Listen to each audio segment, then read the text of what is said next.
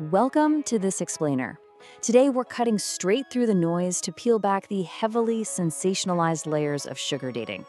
If you've spent literally any time online, you've definitely seen the headlines, the stereotypes, and all the loaded terminology used to describe modern transactional relationships. But we're going to look past all that clickbait. We're going to deconstruct this whole topic using sociology, history, and hard science to figure out what is actually driving human behavior when money and romance intersect. So here's our roadmap. We're going to kick things off with the modern reality of sugar relationships. Then we'll jump back in time to trace the history of a highly weaponized label. And finally, we'll dive into the bedrock science of human mate selection. Let's get right into it. Section 1, the sugar dating reality. Deconstructing the stereotype. To understand why sugar dating is surging right now, we really have to look at the economics. Students today are staring down a staggering $1.4 trillion student loan debt crisis. And as sociological research highlights, your average minimum wage job, it is completely insufficient to meet the current cost of living. This immense financial pressure has essentially pushed a growing number of students toward non-traditional ways of financially surviving, which includes stepping into the sugar bowl. Now, you might be wondering, is sugar dating just prostitution in disguise? I mean, society often assumes so, right?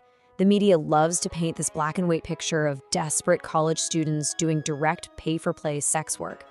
But lumping all these relationships together like that just deviantizes the people involved. Researchers knew there had to be way more nuance to the story. And that brings us to this explosive statistic from sociologist Marin Skull. Get this. 40% of women in these arrangements have never had sex with their benefactors. After conducting 48 in-depth interviews, she found that a massive chunk of these agreements are entirely non-sexual, and they actually feature genuine, authentic connections.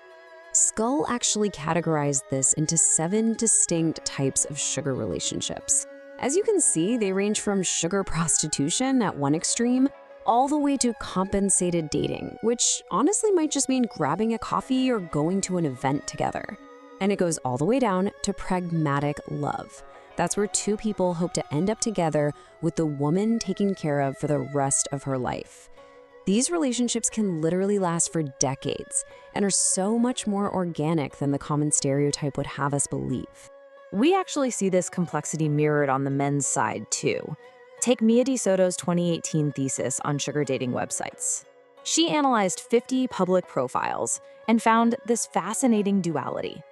These wealthy men market a desire for a strictly no-strings-attached arrangement, but at the exact same time, they express this deep craving for a genuine emotional connection, offering their social capital and financial provisions in return. It's a really interesting contradiction. Section 2, History of the Gold Digger. From literal mines to metaphorical slurs, the term sugar baby might be relatively new, but the stigma around it? Absolutely not. Society loves to categorize and weaponize labels against women seeking financial security. So let's look at the history of one very loaded term. Let's track the timeline here because it's pretty wild. Back in 1816, a gold digger was literally just a guy standing in a stream with a pan.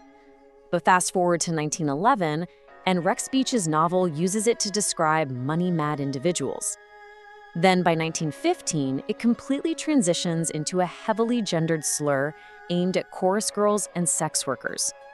Finally, thanks to a 1919 Broadway play, this modern stereotype of the mercenary female was permanently locked into our cultural lexicon. So why did this term stick around, and who is it really serving? Well, feminist perspectives, like those published in Feminism in India, point out that projecting this myth onto individual women is a really convenient way to mask the reality of systemic, gender-based economic disparity. The argument is that the label basically operates as a modern-day witch hunt. It actively punishes women for seeking economic stability in a world where, let's face it, men have historically held the financial reins. And that brings us to the crucial point. The double standard. According to Oxfam International, patriarchal power structures historically forced women to rely on their male partners for economic stability just to survive. Yet, when women play the very game designed by those structures, society is incredibly quick to shame them with labels. Meanwhile, think about the wealthy men who often seek out these transactional relationships. They value women purely for their youth, their beauty, and companionship, yet they face virtually zero societal criticism. Their preferences are totally normalized, while women's preferences are completely demonized.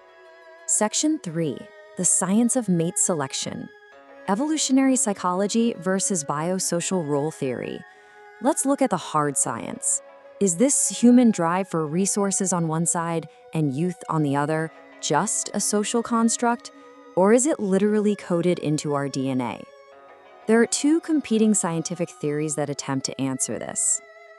For a really long time, the dominant scientific view was evolutionary psychology, which was heavily championed by researchers like David Buss.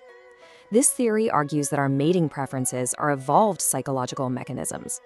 From this perspective, ancestral females face the massive problem of securing resources to keep their offspring alive, so they evolved to prioritize wealth and status. Ancestral males, on the flip side, needed to ensure reproductive success, so they evolved to prioritize youth and physical beauty as visual cues for fertility. Basically, it suggests these transactional preferences are hardwired into us for survival. But then, psychologists Alice Eagley and Wendy Wood entered the chat and challenged this biological determinism with their biosocial role theory. They argue that these psychological sex differences don't actually come from some primeval evolutionary hardwiring. Instead, they result from the contrasting social roles that men and women are placed into by society.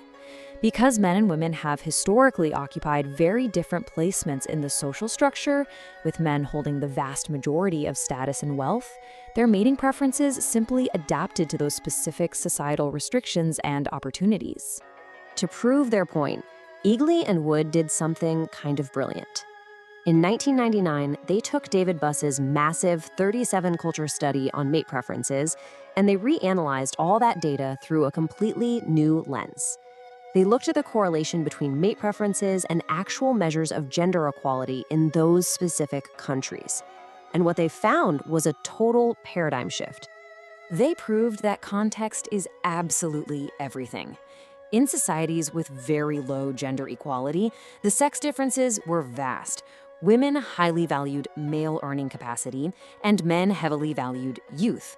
But, and here is the key, as a society becomes more gender equal and women gain their own access to wealth and power, those rigid preferences significantly diminish. The sex differences literally flatten out, meaning gold digging isn't an innate biological imperative at all, it's largely just a symptom of societal inequality. So, I'm going to leave you with this final thought. When we synthesize all of this, the nuance of modern sugar dating, the deeply gendered history of a slur, and the biosocial science proving that inequality actually drives mate selection, it raises a really powerful question. If relationships adapt to societal structures, why is the pursuit of security so heavily demonized for one gender when the rules of the game were historically written by the other? Thanks for joining me on this explainer, and always keep questioning what you think you know.